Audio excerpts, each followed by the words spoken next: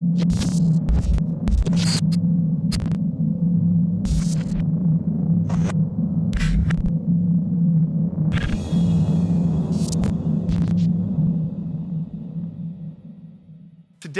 we're going to do an Ask Me Anything with the lead developer of Hell Let Loose. His name is Max.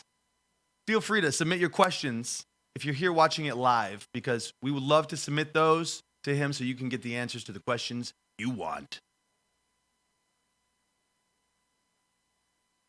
Now, without further ado, I would like to open up the floor and have everybody say, hello, Max. How's it going, brother? Hey, Chuck. Very well, thanks. Very well.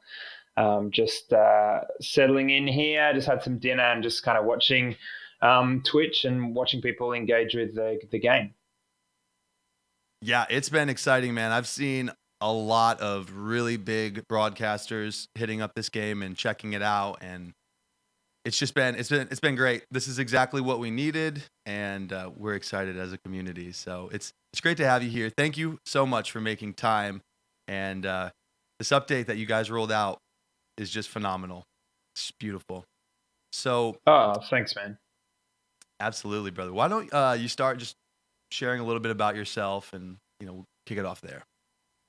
Sure. My name's Max. I'm the lead kind of developer, the game director of Hell Let Loose. And my job basically is kind of steering the ship and sitting across all departments and making sure everything's going in the right direction. And a lot of the time I'll also be art directing things and tweaking the game design and kind of, making sure that we get where we need to go and we get there in time as well. Gotcha. So it sounds like you definitely have your plate full with Black Matter. How long have you been working with Black Matter? You're a founder? I am. Yeah. I'm the founder. So basically, I kind of kicked this all off in. It's kind of hard to say the exact date because the project, the very, very first sort of emails for the project was sent back in 2014. But obviously Black Matter, I think, was established. We established it in 2016. So yeah, I'm sort of the founder. And Hell Let Loose is really a product of kind of a game design document I wrote quite a few years ago now, back in 2010. Trying to create a World War II game that we as a team really wanted to play, basically. That's amazing. So not that long. You guys are still pretty young and very successful. So congratulations on all that success, brother. Oh, thanks. I appreciate it. I mean, look, we've chatted about it before. Really, this is a game that has to have a community. And any success we have in so much as, currently we've got obviously a great high player count because of the free weekend. But then just the support of the community, is really the biggest measure of success we could have. Making sure that the community are interested, are excited, they see things being fixed, and they're getting new content at a rapid rate. That's what really, really gets us up in the morning and makes Hell Let Loose a real delight to work on. Awesome. Well, guys, with the foundation set, we hope you're excited because we're going to be opening up the questions to you, the audience, and also going over a couple of questions we have for the developers. My personal question is, Max, do you see this ever becoming a competitive game where it's going to be in some sort of eSport format where there's going to be major competitions and big prize money on the line? It's a good question. At the moment, I think I think our priority right now, obviously, is to really build the core of this game. I'm sure people who've been playing have experienced bugs. They all have experienced crashes and sort of other stuff that's kind of interrupting their gameplay experience. And for us as a team, we know that esports really require as least randomness as possible, basically, in order for it to be really competitive. Obviously, Hell Let Loose has some inherent player-driven randomness in so much as artillery strikes are concerned and things like that. But we really need to eliminate all the bugs and all the sort of glitches and get the meta in a very polished place before we do think about esports. So for us, I mean, obviously that's early access. We're an early access title, and we're really looking at the early access period as a time in which we can properly bring every single aspect of the game up to a standard that we would be happy with. And then beyond that, we've kind of installed quite a few systems in the game, obviously the cosmetic system, and we're currently looking at some grouping systems so that you can jump into games as groups, and a couple of other different things that will make it quite easy to hold competitions in the future. So I guess I just want to say that competition is there. It's not the top priority right now, but we are definitely excited to see what the community does in the future, and we want to really enable that as much as humanly possible. Nice. That makes perfect sense. Well, it's awesome to be able to provide feedback, and you guys are so receptive to the community, which is one of the reasons I'm so passionate about being a part of this journey and the story of Hell Let Loose, seeing it from its Kickstarter days to getting to where it is now, where there's just been numerous improvements from visual, audio, quality of life to even new systems being implemented. You guys are so hard at work putting forward the best stuff that I couldn't even never come up with, which is why you guys are incredible. So I guess we'll start with, do you plan on expanding to the Eastern Front with Russia or adding the Pacific theater, such as Japanese troops, stuff like that? Yeah, good question. I mean, I know heaps of people are really excited about different theaters. I saw on the Reddit people really excited about the Pacific theater. For us as a team, we're hugely passionate about World War II. Many of our grandparents served, some died in World War II. Great uncles of mine actually perished in World War II tragically, and so we've got a really deep and a deep interest and enthusiasm for understanding this history, and we really want to capture as much of it as humanly possible. So the extended answer to that question is the Eastern Front is on our roadmap, and that basically means that we've had a massive conversation internally and said, can we commit to this? And so the Eastern Front will actually go into production sooner rather than later. We are hugely excited to depict the Russian struggle against the Germans on the Eastern Front and portray some really iconic battles that took place there.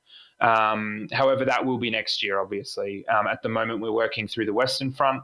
We want to make sure that we kind of really provide a great, a range of experiences on the Western Front before we then tackle the Eastern Front. In terms of the Pacific theater, we would love to put some palm trees down and do some volcanic islands and things like that. At the moment, we've definitely got it on our radar. I think it's probably the natural place to go after we do the Eastern Front and we look at some other different kind of areas as well. Obviously, North Africa is an interesting one to us as well. So I don't want to rule out Pacific Front. In fact, I think that it's definitely a place we'll be looking to go in the future. I just can't tell you when. Gotcha. All right. Well, the fact that you guys have had that discussion and put it on the roadmap is a huge thing. I know I was going over the roadmap today during the broadcast, if anybody was watching that live, and was saying how everything that has been on the roadmap has been ticked off. So if you guys see it, if they put out documentation like this is what's going to happen, they keep their word and they deliver. So that's huge, and we look forward to seeing that. I know, like you said, the community is definitely buzzing about it. Oh, appreciate that. Yeah, I mean, I think that's it. For us, we, first and foremost, we're players. And because we're players, we really wanted to try our hand at developing. And we know, because we've been on the receiving end of sort of roadmaps that never transpire. And so we really wanted to make a promise to each other as developers that if we put it on the roadmap, it happens. And the second that we put something on the roadmap and it doesn't happen, then that's a big problem. And you lose the trust of the community. So that's our top priority, is fulfilling that roadmap. Speaking of, we're actually going to release our new roadmap, our updated roadmap this week, because we've reached the end of it. Yeah. So we've got Omaha in there now. Yeah. So we've got, we'll kind of unveil, so to speak, the next kind of things that you can expect to see coming into the game. That's super exciting. So how do you feel about DLC content, and is anything DLC going to be coming out? Would it be free? Would we have to pay for it? Do you have any ideas about that yet? Or yeah, we kind of have had a lot of conversations as a team, and I think the only time we would ever seek to offer paid DLC would be because it had become commercially hard to support the game and continuing to develop the game. That would be the only reason we would. And if that was the way that we went, we would obviously notify the community. We'd seek to get feedback on that idea. I think best case scenario, and we've been really fortunate in that the game is really well supported by a fantastic community, and people are buying the game. And this weekend has been just a great time to see a lot of different changes and updates that we've made to the game kind of come to fruition. So at the moment, it looks like we're in a position where we don't have to worry so much commercially in order to, we would much prefer to just offer the game for $30 and then just basically pile on the content. So at the moment, we're not seeking to offer any paid DLC. It's not on our radar. We haven't had any conversations about it. We're not particularly interested in doing it. The only reason we would be in the future. It'd be because for whatever reason, we wanted to keep going on Hell Let Loose, wanted to keep working on it, and we needed the money to do so. But again, that would be run by the community. There'd be lots of conversation about that. It's not sort of a surprise, as you will. That makes total sense, and that's great that I think you guys come from that mindset. You said you guys are players, so you understand that mindset of how that kind of comes across. But at the end of the day, like you're saying, it's awesome that you have so much support right now, and we want that to continue forever. Whatever it is, whatever decision needs to be made for the community involvement, we're always going to have your back. So that's great to hear. Appreciate it. I mean, I think for us though, we just have to continue fulfilling what we've said that we'll do. We definitely like the community holding us to account. Like, we're always in the Discord and we're always in the Reddit. And if we make a mistake, and we have made mistakes in the past, and I'm sure we'll make them again in the future, then it's up to us to obviously correct them, communicate about those, and just let you guys know what's going on as we do it. So yeah, I mean, I think that I just want people to know we don't take the community for granted, and it's definitely a relationship, and we just we're keen to keep working on it. Sweet. So with this new release in Omaha, the one thing that I've noticed is Germany definitely has artillery guns, and the U.S. well, you are not going to be in a good position. There's no artillery. Do you guys plan on having ship guns, something like that, for the artillery on the U.S. side, or is it just going to kind of stay like it is? Is there anything you can share? Yeah, we've been chatting a lot about this internally, both about the balance of the attackers in the offensive mode having artillery versus the defenders. At the moment, we're looking at doing some tweaks to the offensive mode. I'm sure people, we've obviously been reading all the feedback, we've been playing a lot, and we have our own thoughts about maybe places it's working and then some things that need a couple of tweaks in order to bring it more in line with the experience we're keen to give people. So we're talking a lot about artillery for the attackers. Whether giving it to them might be quite difficult from a logistics perspective, in so much as obviously on land-based maps in offensive mode, then the artillery would really be in range of the defenders very, very quickly. So I guess there's two different parts to this. We're having a really big conversation about what the offensive mode looks like generally, and making some tweaks according to how it's been playing on Omaha. And then secondly, I think that putting artillery on boats at this point is not our highest priority, just because we would want to offer a really great experience of sort of naval artillery. And at the moment, I think that there's lots of stuff that we need to get right and get done and get fixed before that. That said, though, we are very keen to roll out a new suite of added abilities for the commander, so that you could call in a naval barrage or a smoke barrage, or different things like this. So I don't think we're going to be seeing any player controlled artillery on boats. But we're going to see a broadening of the suite of commander abilities, and then also tweaks and changes made to the offensive game mode to I think polish it up. Now that we've had a really great weekend of testing it and getting feedback on it. Well, I definitely think it's going to be interesting to see what happens when the really well trained community is able to play on the offensive mode without a lot of teaching, since it just got released and whatnot. There's a lot of things that we're learning ourselves, being experienced, HLL players. So yeah, it's gonna be cool to see that. Nice. Yeah, I'm sure. Oh, sorry to interrupt. Yeah, I mean, just to quickly jump in, it's been it always is a bit of a journey for us in watching the meta game kind of settle, and then also for us being able to play it. We need to play it more than 20 times each in order to get a real sense of both teams' experiences and where it's failing and where it's doing better, and where we can tweak it. So yeah, no, you're 100% right. I think everyone's really learning right now, and only now on Sunday are people kind of really getting into the rhythm of it. Yeah, totally. That brings up a good point. In terms of the meta, is there anything when you put a product in your customers' hands, they interact with it differently than you might expect? Is there anything that you've been surprised by the community finding or doing a strategy that you were just like, oh man, that's really cool, didn't think of it? It's a good question. I'm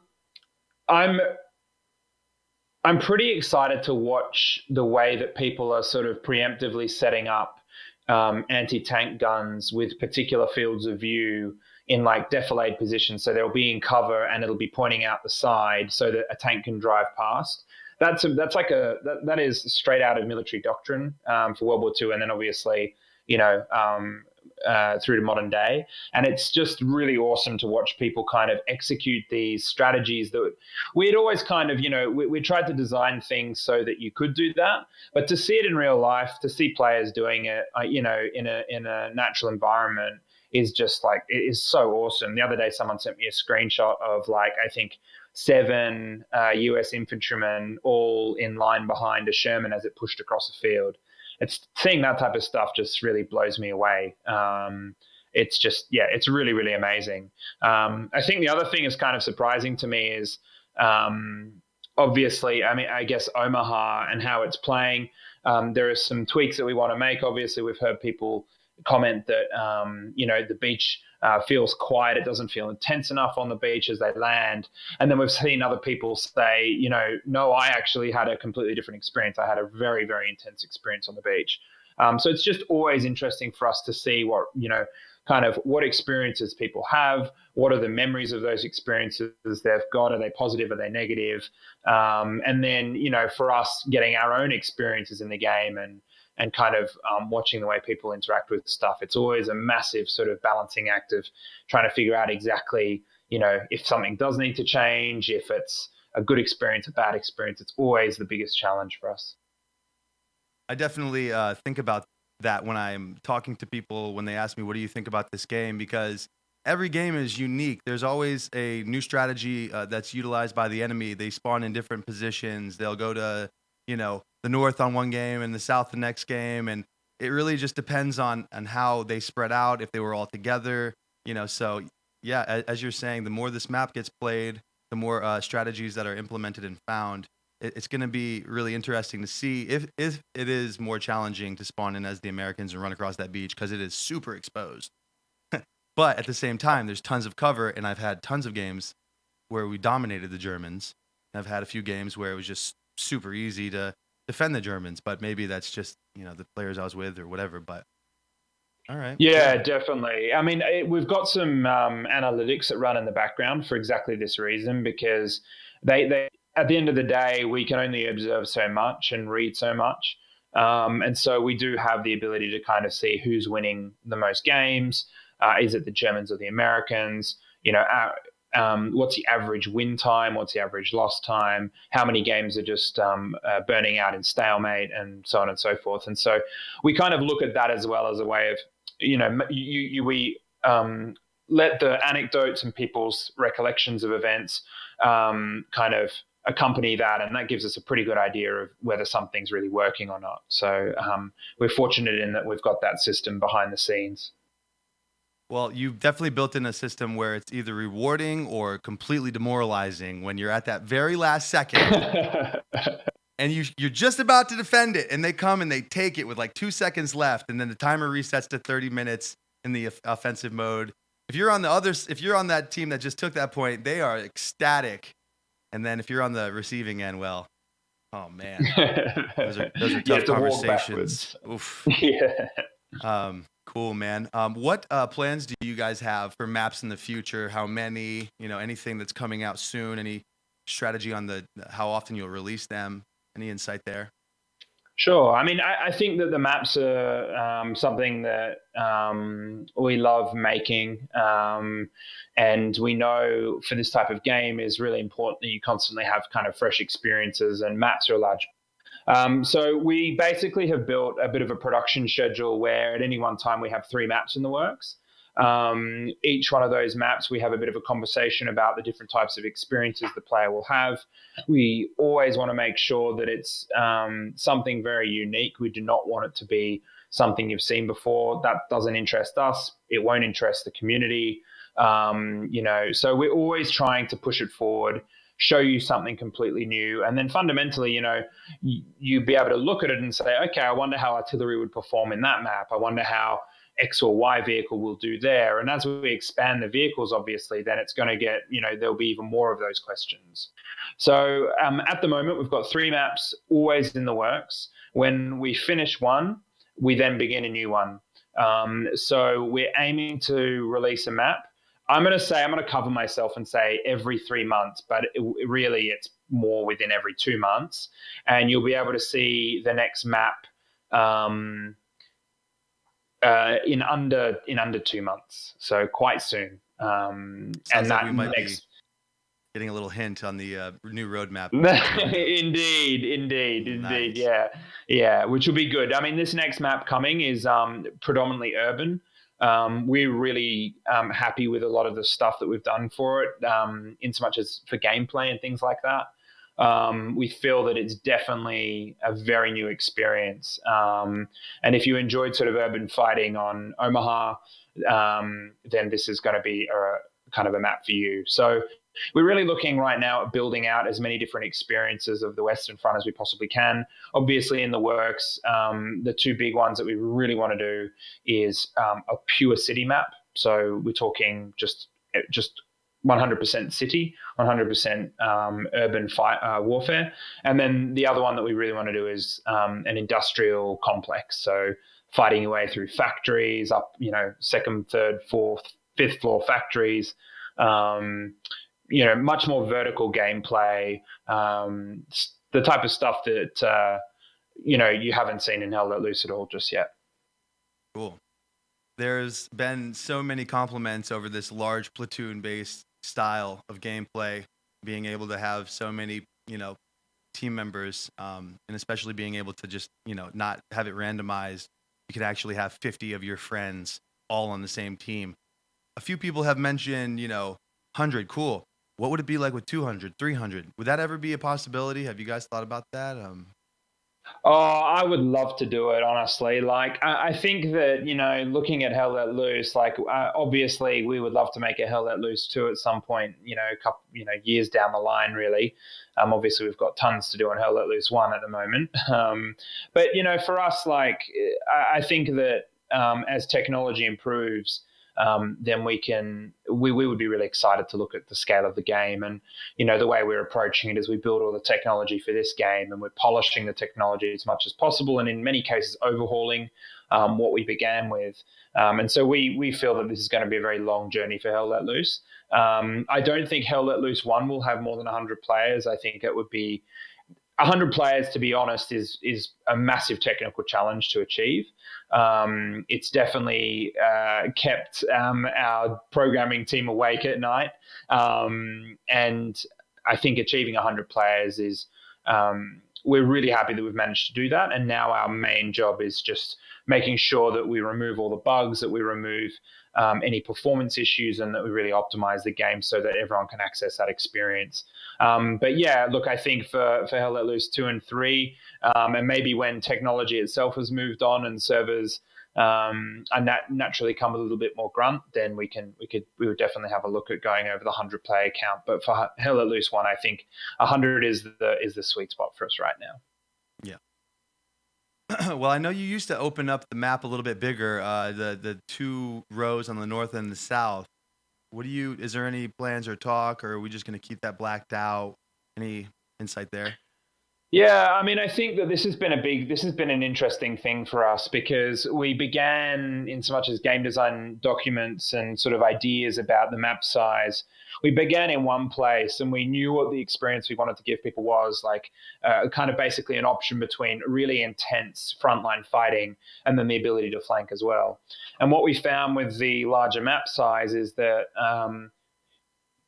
it was very, very hard to create a front line, and the player density per square 100 meters was so low that you would never really have a frontline experience. You'd always be fighting another group of maybe 2, 3, 4, 5, 6 players at most.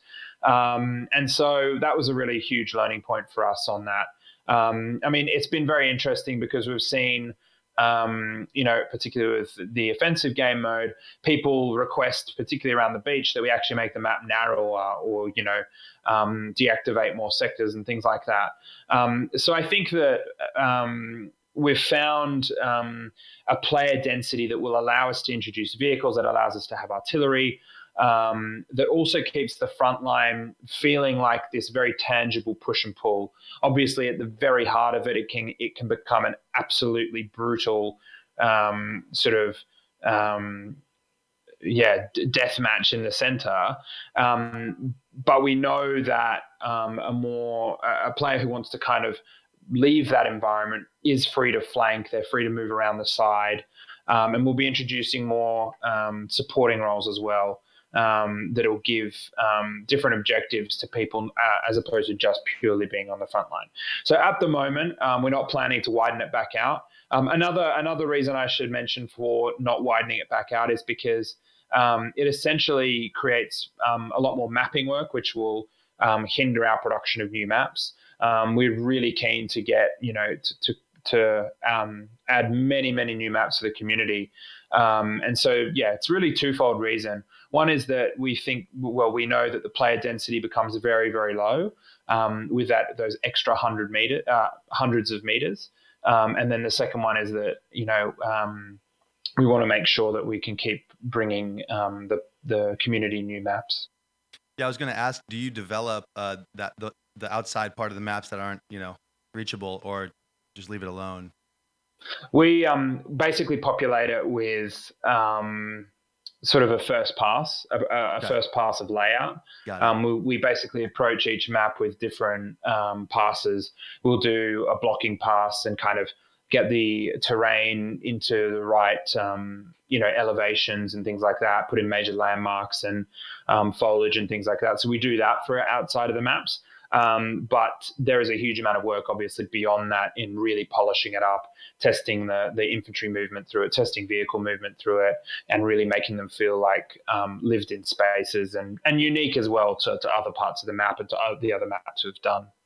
Right on. I know we said we were going to go for 30 minutes. We're getting a lot of really good questions today. Would you mind going a little longer? Maybe another 30? Yeah, sure. Yeah. Cool. Gladly. Cool. So somebody was asking if there were plans for any Autorun or Freelook. Yeah, yes to Autorun. We know that until we get transport vehicles in, that's going to be a big thing.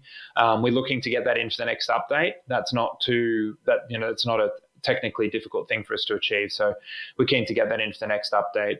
In so much as the Freelook, at the moment, we've been kind of overhauling all of our animation systems. You'll see that unveiled in a couple of updates' time.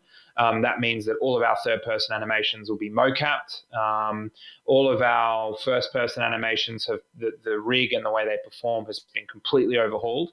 We're going to actually show that off in, again, a couple of weeks' time, so you can know what to expect. But it's stuff like procedural recoil. It's, everything is so much smoother. We've got the new hands in that are photo real, but a lot of the weapon systems are much more complex.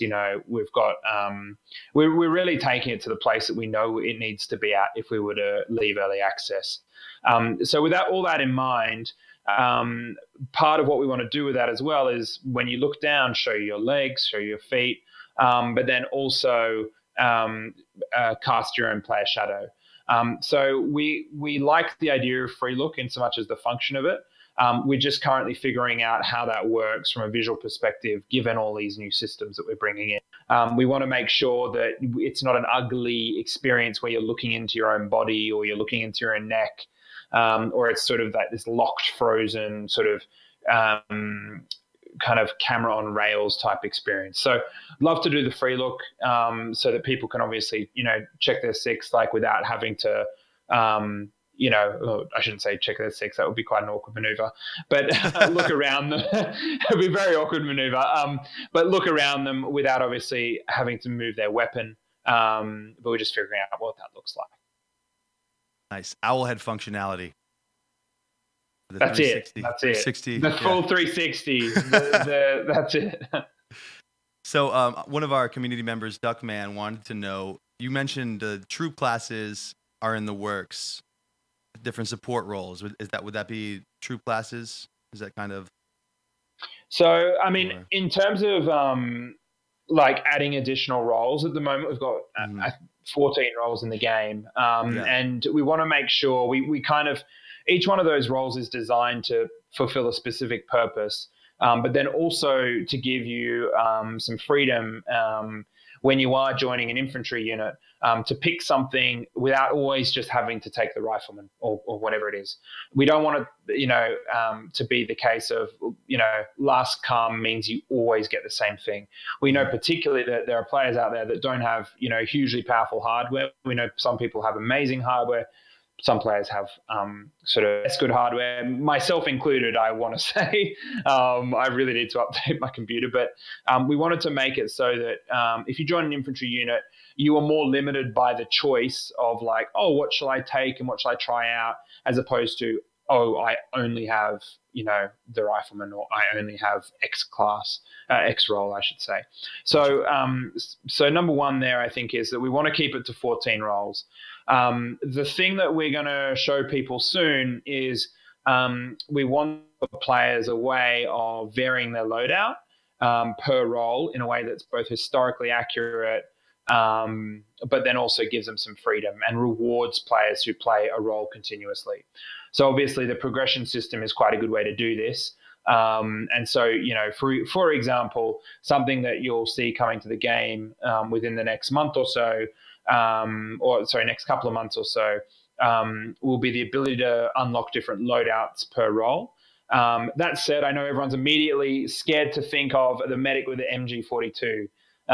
That's not happening. What we're going to be doing is pre-building these loadouts in order to offer, for instance, a very great example is the officer could unlock the ability to take the M1 carbine instead of just the Tommy, or down the line be able to take the M1 Garand. And so we see this as a way of being able to tailor different loadouts without having to expand and create 30 roles. We've obviously got weapons like the flamethrower coming. We'd like to do the rifle grenade. We'd like to do the Panzerfaust. We'd like to do all these different weapons.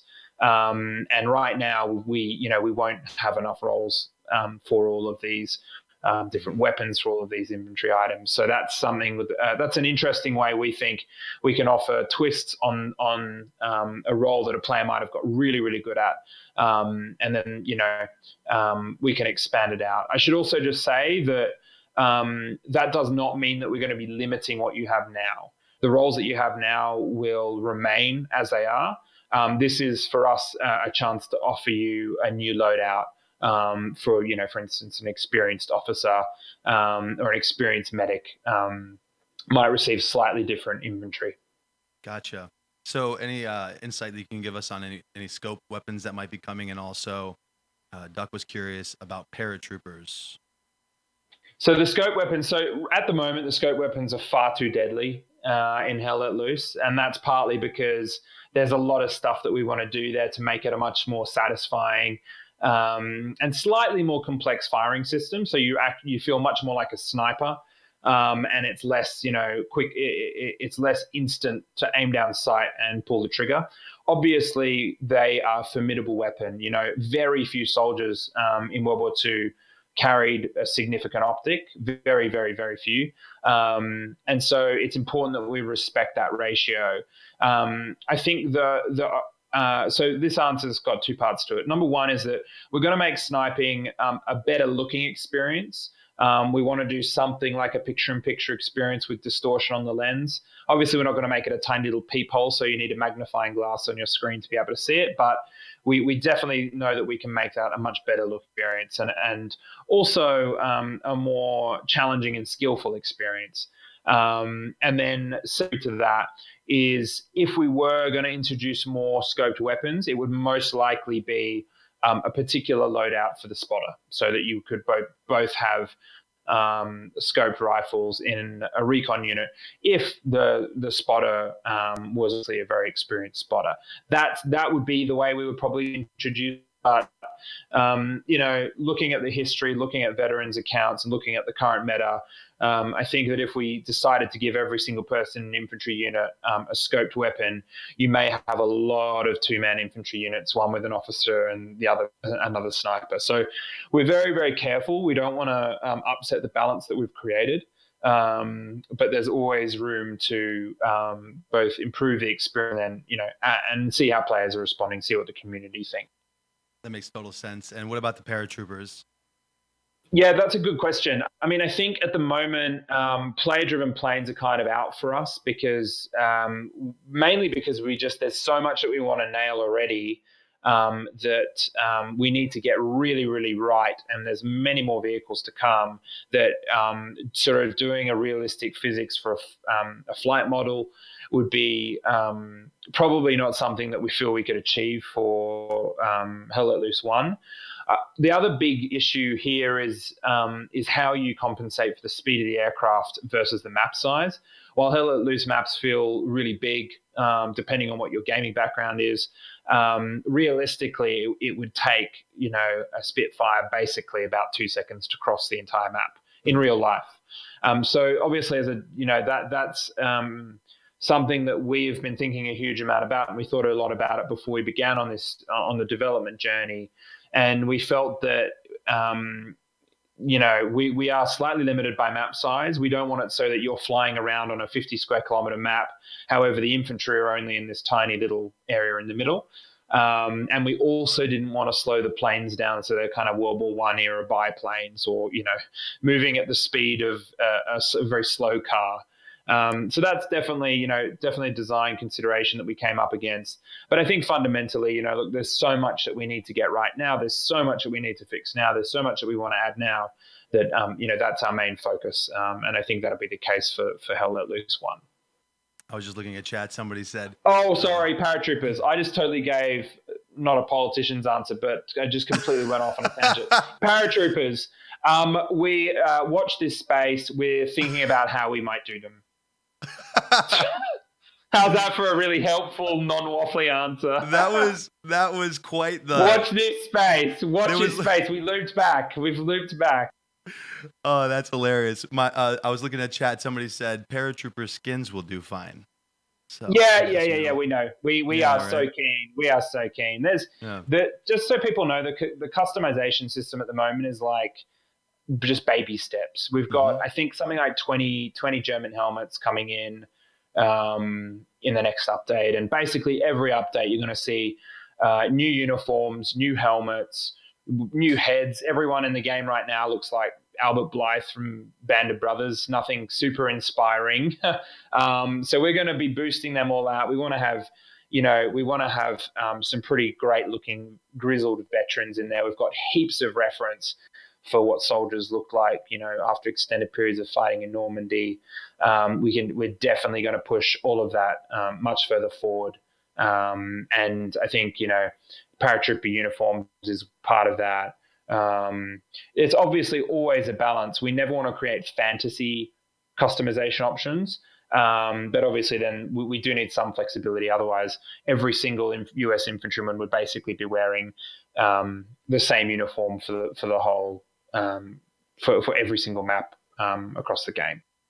I had to look up Albert Blythe. I think you're right. The actor does. He looks like all the characters. Yeah, he's the poor rookie green guy who gets horrendously kind of affected by post-traumatic stress in Band of Brothers. So he's kind of the rookie, the green.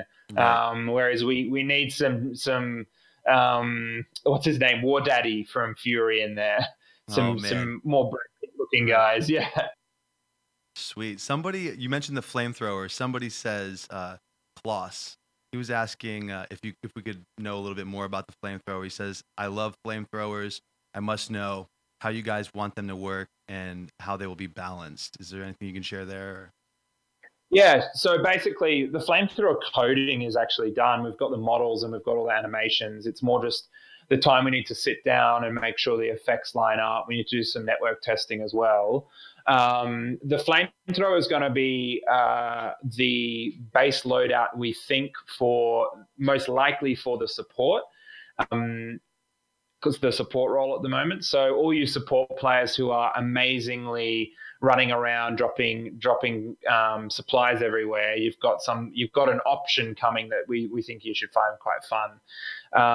The support kind of a little bit like kind of a combat engineer type role, but we wanted to give him the support name because it's quite explicit in exactly what he does.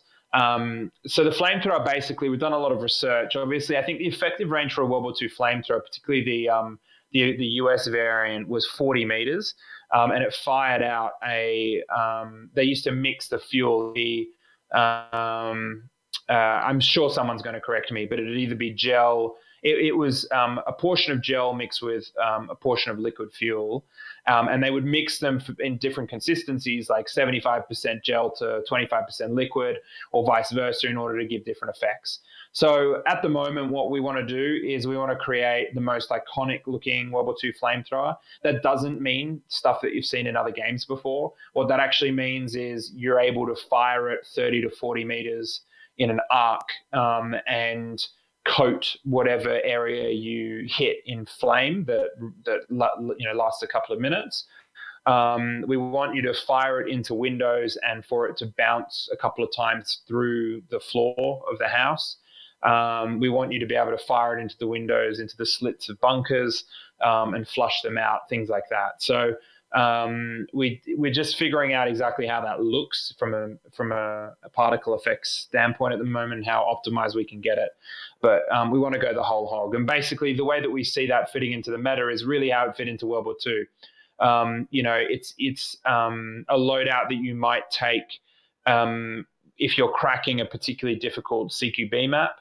But obviously on the more broad open maps, in the fields of FOI, for instance, I don't think a flamethrower is 100% necessary. So it'll be interesting to see. I'm sure that different players will do it different ways, but we want it to be the long range, horrendous weapon that it was. And by long range, I mean obviously longer range than it is depicted in many other games.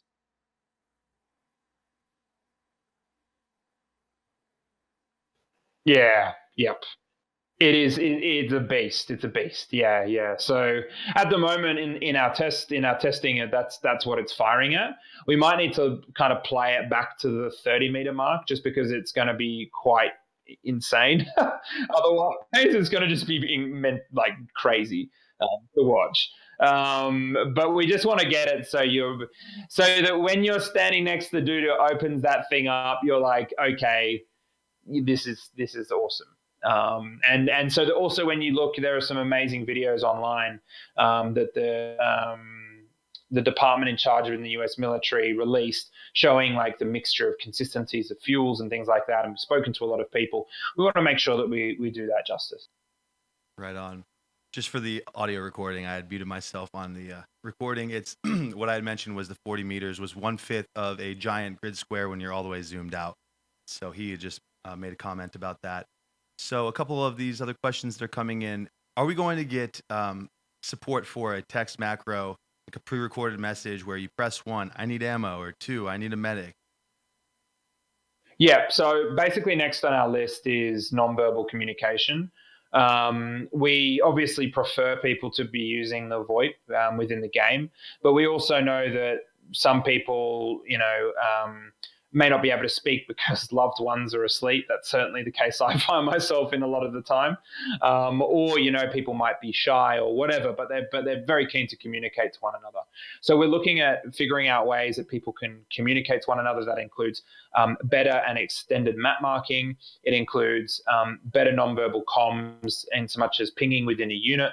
All the people within the unit being able to ping and select points of interest for the officer.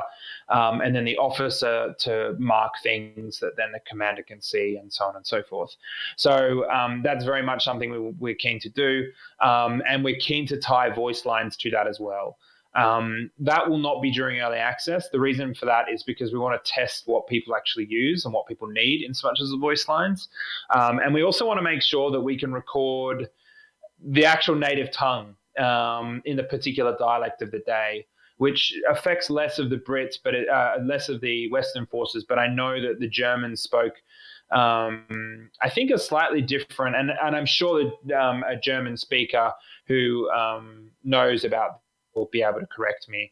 But I know that they had a different turn of phrase, or they phrase things slightly differently to modern German. So from our perspective, we think it'd just be really cool not to hear like an anglicized German accent, but it could be actually really cool to hear the line in 100% German or Russian, and then obviously American English and British as well, English as well. So those are our kind of thinking. That part of the game really is a bit untouched, and it's pretty bad right now, if I'm being honest. So that's something that we're going to be overhauling a huge amount, because anything we can do to let people function as a team better, function as a unit better, is going to be cool and going to be much needed. And then on top of that, we think it's just so atmospheric hearing the voice lines in the middle of combat. Yeah, it's going to definitely be funny. I love the voice lines in video games. That's great to know. So, Daximus wants to know, is there going to be support for third-party plugins on servers, managing servers without having to use the provider's RCON tool, like adding custom voting or giving the availability for event plugins, like a team versus team, etc., in any easier fashion? Yeah, at the moment, the server administration tools are pretty bare bones. It was really something that we had to get working as soon as humanly possible. Currently, the reason that we're working with server providers, GSPs, is because we're able to lock down sort of the database of the game in so much as the progression is concerned, and other different things like that, and create a pretty uniform experience across absolutely every single game of Hell Let Loose that you play. So, I mean, there's kind of three parts to that question. So that's sort of the reason we're using official GSPs, is so that we can offer a uniform experience. The second part of that is that the RCON system currently is really the first iteration. There's a huge amount more that we need to add to that. We need to flesh out more basic functionality. We need to fix a couple of bugs or some things that aren't particularly clear in it.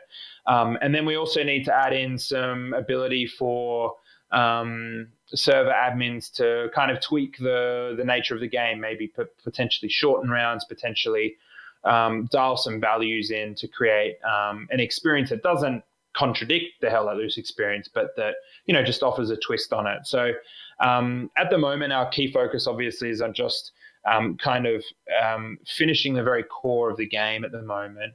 And as we go, we're going to be consulting with server administrators about what tools they would like to see, what mutators they would like to see, and things like that. So it is in the works. It's just kind of we're working through our priority list at the moment. Right. And then I think that was all of it, wasn't it? Yeah, that's pretty much it. They're all kind of tied together, and that makes sense. Do you have any plans for a single player mode, whether that be practice or?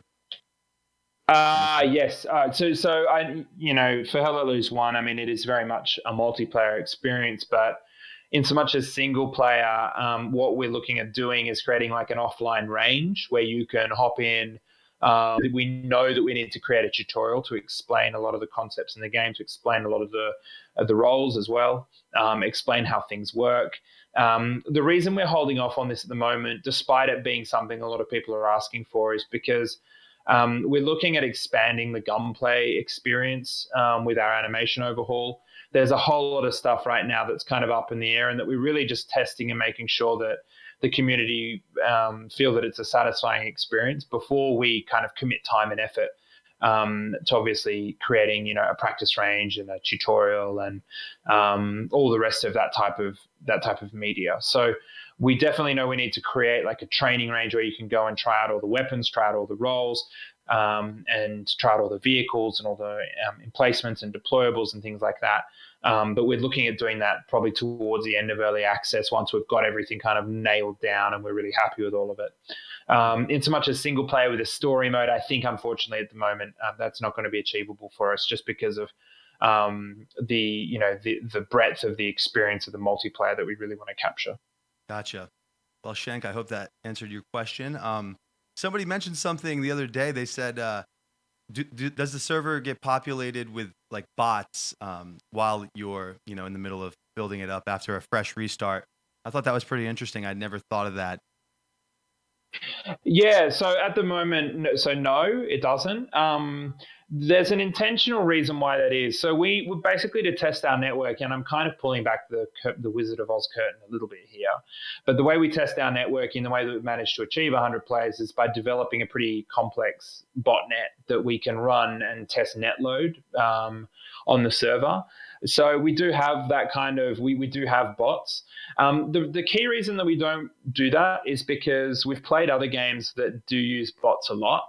And what we've found, I don't want to name any games' names, but what we've personally found is the second that you put bots into a game like this, it makes it very uncompetitive, and it makes it, for us anyway, just speaking for us, it removed the satisfaction of combat, because you were never sure if you just got killed by a bot, or particularly you wouldn't be sure in Hell Let Loose.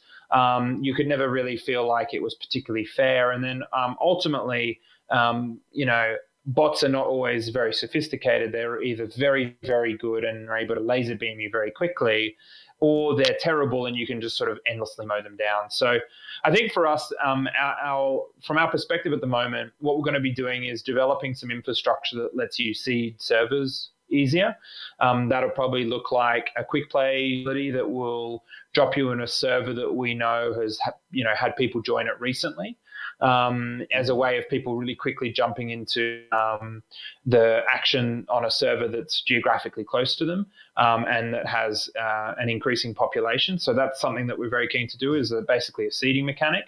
But we are keen to stay away from bots, just because we have found in the past that it tends to make the game not particularly satisfying, when you're playing, when you're actually fighting. So that's the way we'd like to deal with that, is to create basically a seeding mode, and really watch how that performs.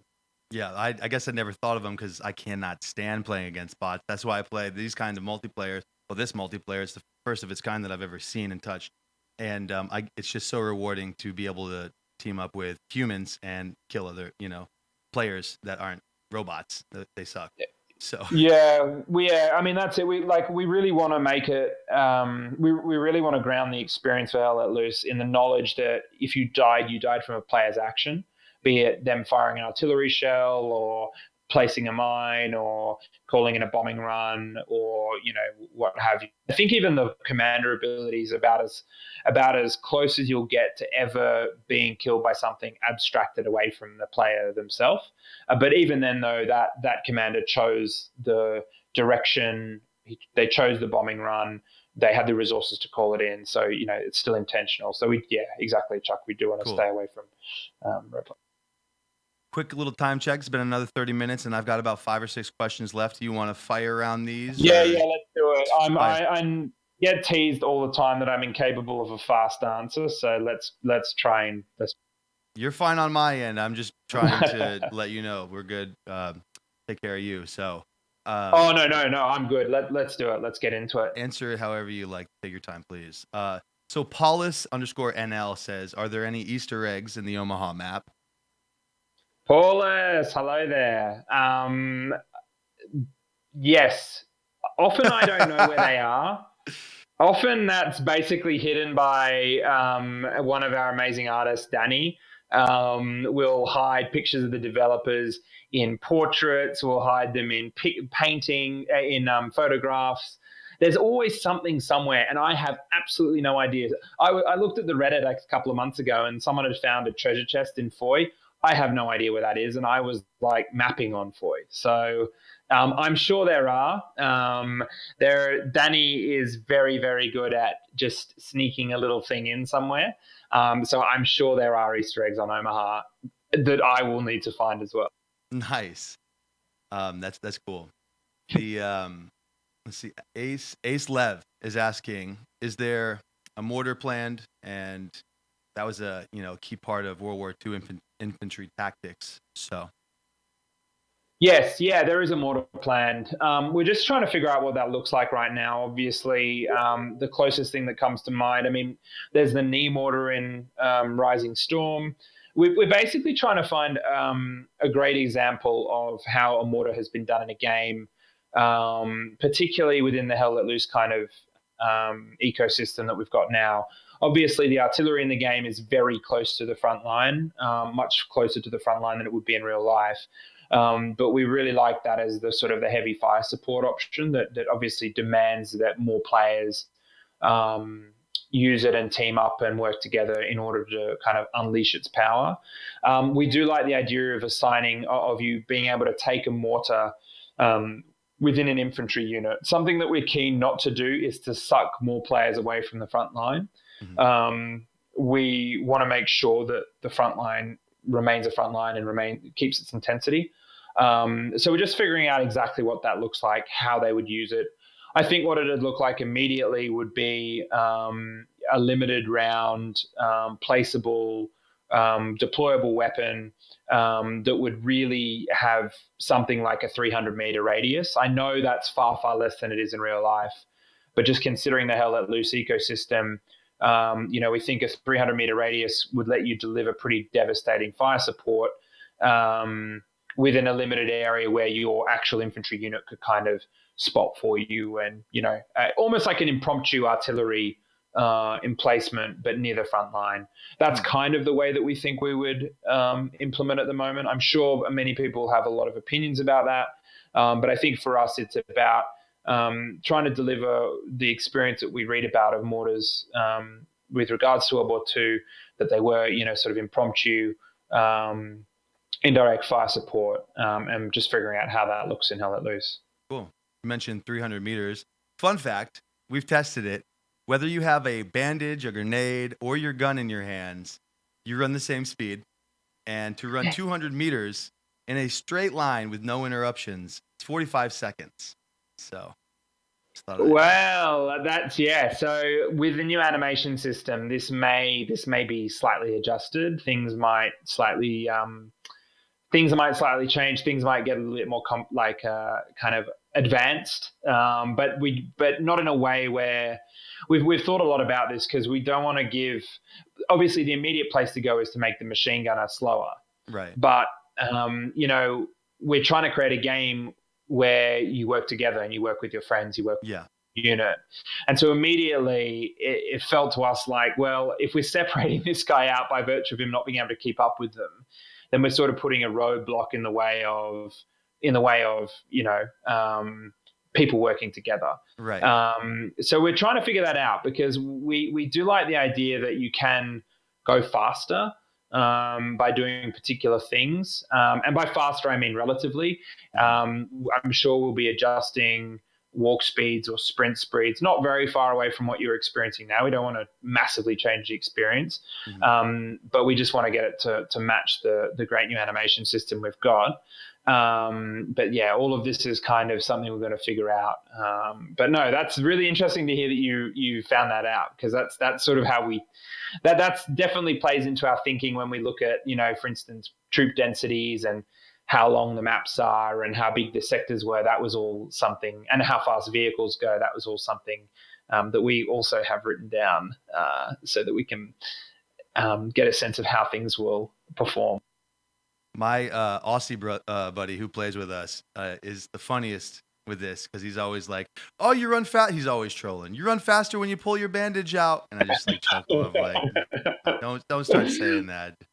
We should though. I reckon if you pull your spade out or you pull your knife out, or a bandage or a pistol, then you should get. I think you should be slightly more nimble than the dude hauling the Panzer Shrek around. I mean, it makes sense, but like you're explaining, I very much enjoy being able to look to my right and know like my entire squad's there, left and right. We're all together. So from the teamwork perspective, it's very rewarding. All right, so we have Price, 508th. He is a server owner and runs the 508th, a very successful server and respected member of the community. Wanted to ask any plans on adding a trench gun. Hey, Price. Yes, definitely. Shotguns. Come on, we have to do shotguns. We've got to do trench guns. That's also kind of, I spoke about the loadout system before. That this is what the loadout system is basically for, so that instead of us adding 50 roles, you're actually able to kind of unlock a new loadout for a role that you already really enjoy. And so obviously the trench gun would be only a loadout for roles that it made sense for, and we wouldn't want to give every single role on the battlefield a trench gun. But yeah, we're keen to do trench guns. We're keen to bring in a whole bunch of different things like this. As a machine gunner, we'd love it if you could choose to take an MG34 on the German side, of course, or a different machine gun for the US forces, or there are so many weapons that we don't have in the game just yet. This is really why the loadout system is something we're keen to do. But yes, trench guns are so cool. The new animation system is working so fantastically with procedural recoil and parametric recoil. Basically, I'm just so excited to do this. It would just be and completely something that's not in the game yet. And then when you match in the Overhaul that we're going to do, where we're going to make it much more significant, much more necessary to lead your target, and we're going to make the ballistics feel much more realistic, obviously without losing the satisfaction that you're experiencing at the moment, then the trench gun's going to have its own place in the arsenal, particularly for the trenches and for bunkers and things like that. Nice. Quite often I use the role, either commander or squad leader, and the other day I was playing and somebody was watching and they were like, "Oh, that doesn't have any recoil." And I looked and somebody else responded, "No, Chuck is just really good with controlling it." And I showed him the recoil and I was like, "Oh my God, this thing like goes up to like a 40 degree if you start and unload the entire clip." So I felt pretty good about that, to be honest. Like, nice. Well, that's it. It's something where we like, it's really difficult. When we started out, I don't know, but if people played the alpha, but in the alpha, the recoil's very dialed up, and it can be quite frustrating to fight at long ranges, particularly if in real life you can control a weapon better than your character in the game. Mm-hmm. That said, though, again, like I just said, the parametric recoil, I'll be excited for you to see that, Chuck, because it's this for us is like where we need to be. This is the experience we need. It's going to be interesting. I definitely have used the gun a lot and have noticed a lot of tweaks and changes to it, and I think it's in a good place right now. It's taken a long time to be able to kill somebody from a long distance, but I'm pretty reliable with it now, so it's good. Are there any changes? Says is this San Juan plays? What does it say? Are any changes coming to VOIP? It's hard as an officer to listen to command channel and squad, as well as I guess local, to add that in. are radio filters or something like that going to be coming, or is it being looked at? Yes, it is. I actually play Officer the most. That's what I play within the game the most. And I agree, it is incredibly fatiguing to have like 9 people talking while your unit's talking, while someone's next to you yelling at you. It's actually like more shell shocking than the artillery. It's very, very overwhelming. So that's something that we're going to be doing. We're figuring out how we do that at the moment, whether it be a VoIP filter on particular channels. Obviously, a radio filter on the command chat makes the most sense. But then how we also differentiate your intra-unit conversation with also the proximity chat. I think that initially what we're going to be doing is introducing the ability to set the volume for each channel yourself, and then also set different effects for each channel as well. Our sound effects artist has also been looking at this with given that we're about to upgrade our sound engine, about ways of treating the voices as well, obviously the radio effect. So definitely at the moment it is incredibly intense. Another idea that we've had is potentially, and we just need to check this, whether this is technically viable, but allowing you to talk directly to another officer of a different unit. So we're just figuring out if that's viable, but we're aware of it. It's something I'm aware of. I found it very, very overwhelming, and it really adds some unpleasantness to it that it shouldn't have. So that's very high on our list. Particularly, it's a subject very close to my heart. You hear that, guys? High on the list. So that's really good, because it's certainly frustrating when somebody's blabbering on and you're I don't care about what you had for breakfast or what your opinion is on the latest Oprah episode. Oh my God. Some people cross command chat. Yeah. Having a discussion. Meet up off the game, boys. All right, cool. So hopefully that answers your question. Let's see. Price also wanted to ask a question, another one about game server providers. Do you think we're going to be opening that up to other game server providers, or are we going to stick with these two, G-Portal, Nitrado? We are in a lot of conversations with the GSPs right now. But basically, completely honestly, our publisher Team 17 has been chatting to them, obviously about the arrangement that we have and everything like that. So I think watch this space. We're going to be looking at reassessing all these different providers and things like that that we have currently. So you guys will be the first to know if that changes.